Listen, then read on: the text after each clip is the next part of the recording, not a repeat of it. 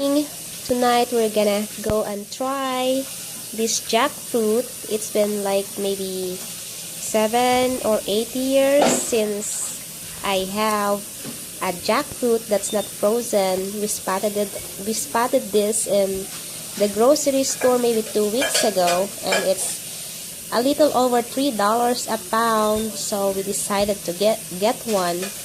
And as you can see, this is already ripe, so maybe we're just gonna go and try half of these.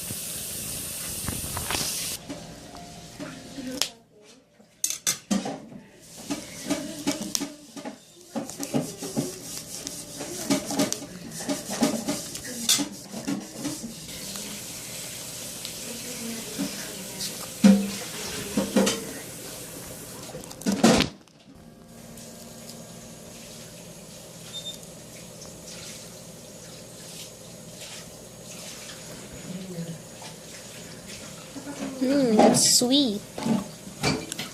You could just take the meat out and eat it from the fruit, or you could take them out first and then eat them. Those are seeds.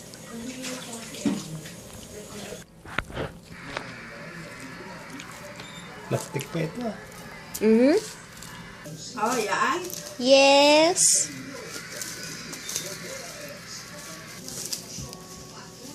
I already ate some, Mama. See?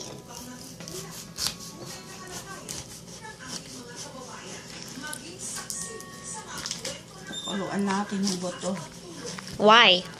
Ano ka nakain ang buto? Nakain ng buto niya. Mom said we're gonna boil the seeds and eat those.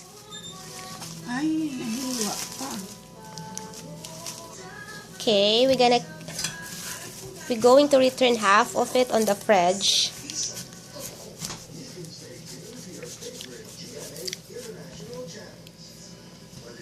Natikman na.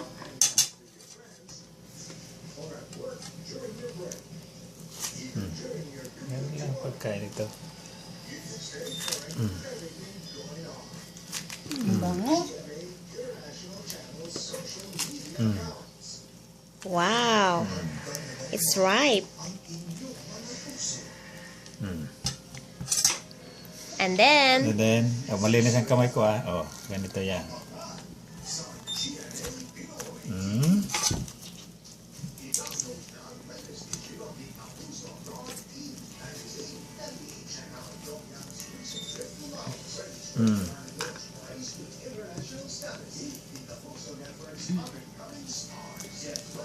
Ba't ang hirap? Gulay. oops. Was it sweet? Sweet is Oh, sweet. matamis. Matamis, Mama? Yummy.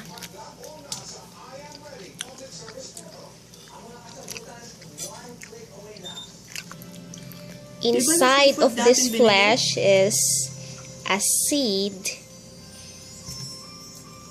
right there.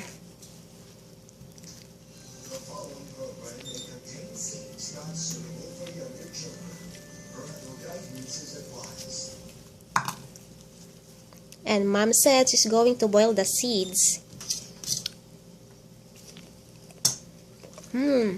Sweet. Matamis. Parang kastanyas yan. Naluto.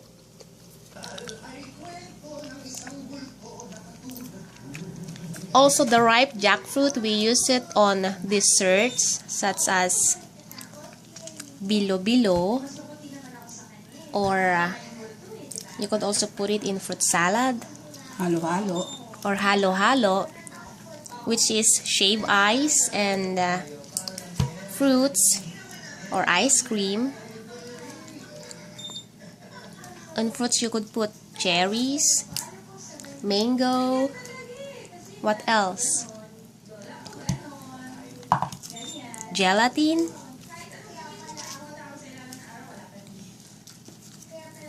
And the green jackfruit is cook as a vegetables.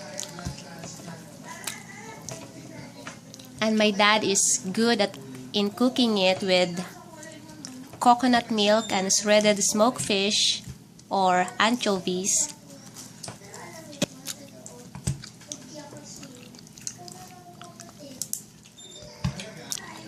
Ito na ang last ko. Baka ako hindi makatulog sa busog.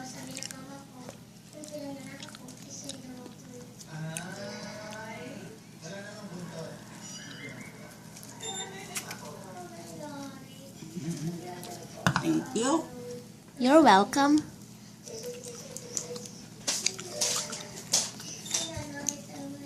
It's really sweet. Sweet is matamis.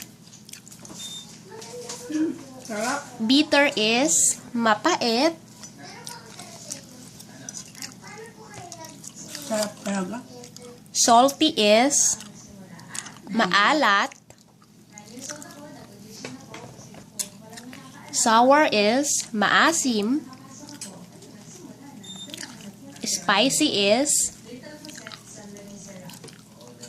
maanghang.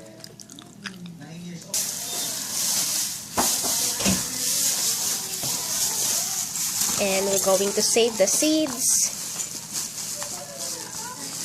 Ang sarap na yan. Buto na yan. Mom and Dad says they had their share, so I get this all for myself.